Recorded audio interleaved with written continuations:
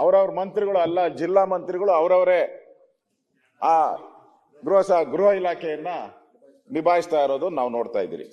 ಸನ್ಮಾನ್ಯ ಅಧ್ಯಕ್ಷರೇ, ನಾವೆಲ್ಲರೂ ಕೂಡ ತಲೆ ತಗ್ಸುವಂತ ಘಟನೆ ನಮ್ಮ ಇಲ್ಲಿಂದ ಬೆಂಗಳೂರಿಂದ ಒಂದು 60 ಕಿಲೋಮೀಟರ್ ಇರುವಂತ ರಾಮನಗರದಲ್ಲೂ ಒಂದು ಘಟನೆ ನಡೆದಿದೆ. ರಾಮನಗರ ನಿಮ್ಗೆಲ್ಲ ಗೊತ್ತಿದೆ, ಬಹಳ ಫೇಮಸ್. ಶೋಲೆ ಅಂತ ಫಿಲಂ ಎಲ್ಲ ಬಂದಿತ್ತು. ಕೈಗಾರಿಕೆಗಳು, ಹೆಚ್ಚಿನ ಕೈಗಾರಿಕೆಗಳು ಇರುವಂತ ಪ್ರದೇಶ. ಮತ್ತೆ ಬೇರೆ ಬೇರೆ ವಿದೇಶದಿಂದ ಬಂದಂತ ಗಣ್ಯರು ಕೂಡ ಆ ಭಾಗದಲ್ಲಿ ಹೋಗ್ತಾ ಇದ್ದಾರೆ. ಅಧ್ಯಕ್ಷರೇ, ನಾವು ತಲೆ ತಗ್ಸೋ ಘಟನೆ ಯಾಕೆ ಹೇಳ್ತಾ ಇದ್ದೀನಿ ಅಂತ ಹೇಳಿದ್ರೆ, ನಿನ್ನೆ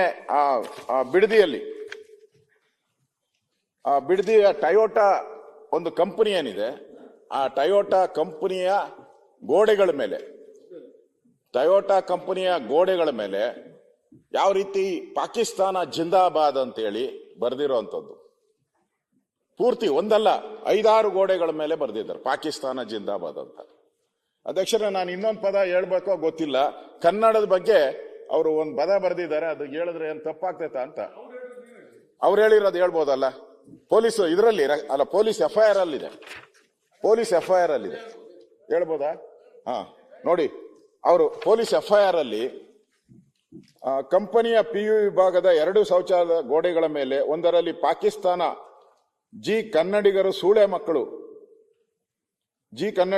ಮಕ್ಕಳು ಎಂದು, ಇನ್ನೊಂದು ಶೌಚಾಲಯದ ಮೇಲೆ ಪಾಕಿಸ್ತಾನಕ್ಕೆ ಜಯವಾಗಲಿ ಎಂದು ಬರೆದಿರುವುದನ್ನ ಆ ಕಂಪನಿಯವರು ಐಡೆಂಟಿಫೈ ಮಾಡಿ ಪೊಲೀಸ್ ಸ್ಟೇಷನ್ಗೆ ಕಂಪ್ಲೇಂಟ್ ಕೊಟ್ಟಿದ್ದಾರೆ. ಅಧ್ಯಕ್ಷರೇ, ಇದು ನಮ್ಗೆ ಅರ್ಥ ಆಗದೆ ಇರುವಂತದ್ದು. ನಾವು ಎಲ್ಲಿಗೆ ತಲುಪಿಬಿಟ್ಟಿದ್ದೀರಿ ನಾವು? ಈ ತರ ಬರ್ತಾ ಇದ್ರೆ ಒಂದಲ್ಲ ಒಂದು ಇಲ್ಲಿ ವಿಧಾನಸೌಧದ ಮುಂದೆ ಪಾಕಿಸ್ತಾನ ಜಿಂದಾಬಾದ್ ಆಯ್ತು ಒಳಗಡೆ.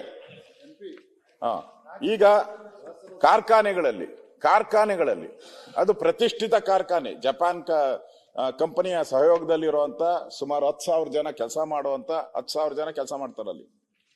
ಅಂತ ಕಂಪನಿಯ ಬರೆದಿರೋದ್ರ ಬಗ್ಗೆ ಪೊಲೀಸ್ ಕಂಪ್ಲೇಂಟ್ ಆಗಿದೆ.